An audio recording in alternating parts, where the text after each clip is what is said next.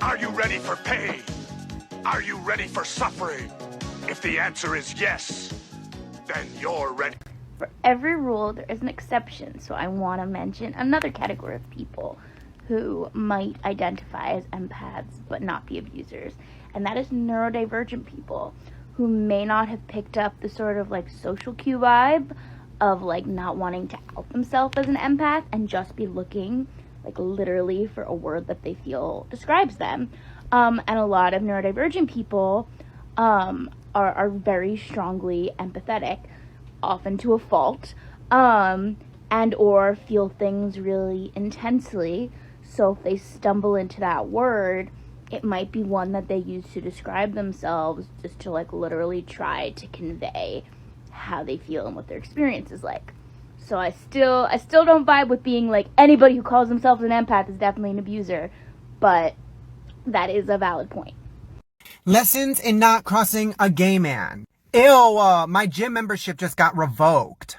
Okay, so I'm working out and I can see this like beyond average guy like oogling over this girl.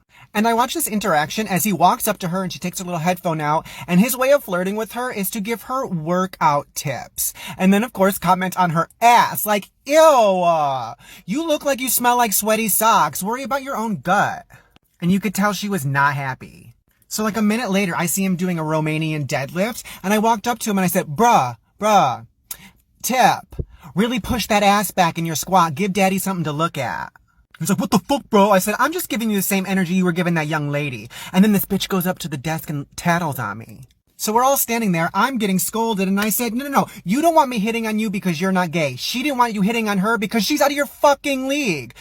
Just because you want something doesn't make you entitled to it. Men, do better. I'm dreaming of a white Christmas, just like the ones I used to know, where the treetops glisten and children.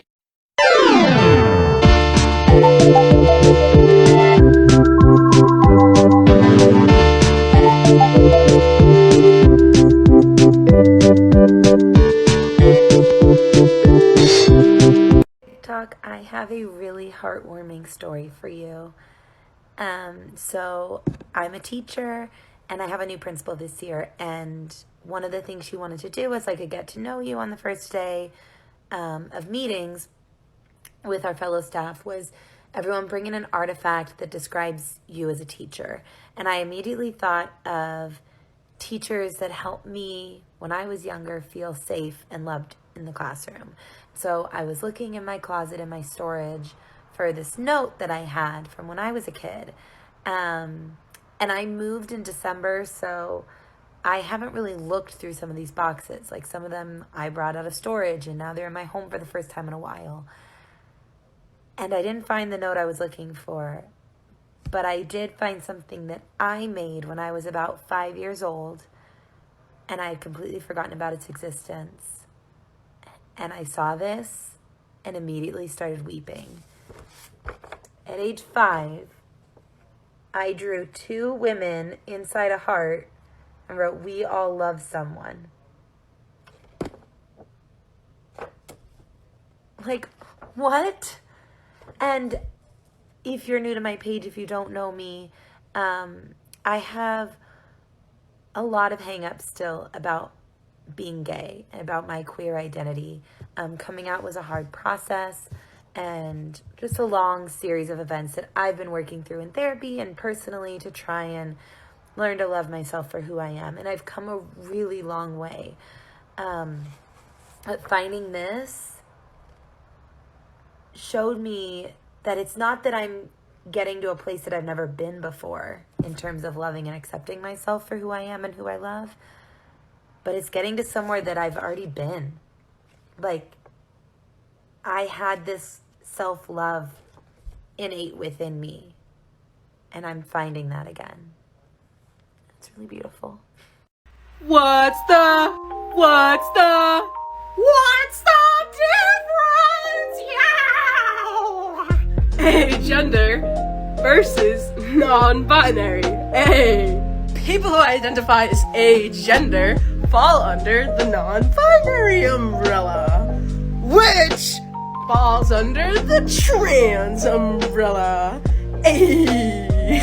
People who identify as non-binary don't really feel like a male or a female. They just feel like their amazing human self. And I think that's a really beautiful thing.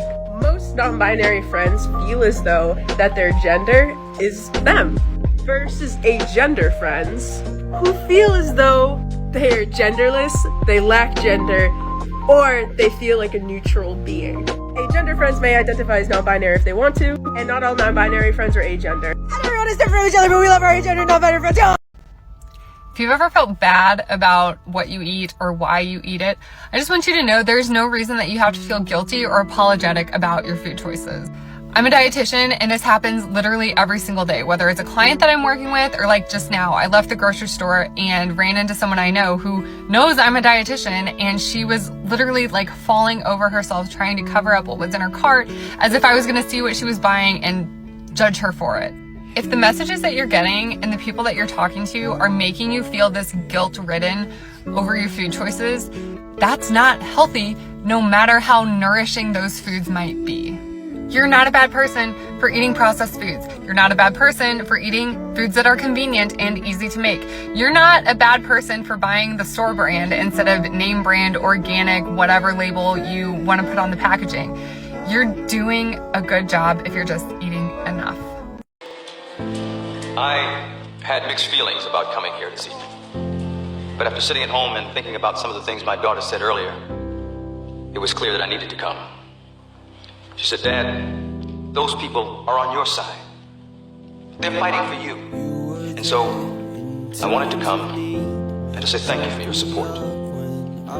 Now, neither myself nor Dr. Fielding seem to be willing to budge on this particular issue, and so it looks like I'll be leaving. But as I look around this evening, I'm motivated because I see a room full of people who have chosen to harness their inner power as individuals. But regardless of the outcome of this situation, know that I thank you. All of you. Thank you. So I just watched this Red Table Talk with Olivia Jade, and it seems like she's kind of confused still about the difference between privilege and white privilege. And so I just wanted to share something that I learned from my mother as a child that I thought maybe would be helpful for people. How many times a day do you think about your skin color? When you're driving, walking through Walmart or any other store, walking down the street, interviewing for a job, applying for a job, how often do you think about your skin color and how other people perceive you because of your skin color and the impact that has? Like if you are a white woman, I would assume very rarely are you thinking at all about the color of your skin. That is white privilege. You don't have to worry about it. You don't have to think about how it changes how other people perceive you. That, like at its core, privilege, Olivia Jade has privilege, right? She's incredibly wealthy, but that's also different. What I eat in a day is a fat girl who eats intuitively. This is a bit of a weird day because I was back in an office for the first time since March 2020. Clearly I just wasn't prepared because I had to have a prep baguette for breakfast. It was the Avo, Olives and Tom's one that was just really good. Then I did that thing where you walk around for ages and you just end up settling for something you don't even want really, but yeah, went to Pure. Also, does anyone know where I can get those tiny peppers? Because they are incredible. And then I got my free Cafe Nero coffee and some bickies. And then my boyfriend took me to dinner just to say well done for the job and stuff. And we had Nordic food. It was good. Well, what? You're absolutely correct, man. I'm not indigenous. Not even a little. But I tell you what I am, man. I'm a person that gives a shit. You coming on my page telling me to shut up because I speak out against oppression and injustice? What's that say about your character, man? Not too fucking much, though, right?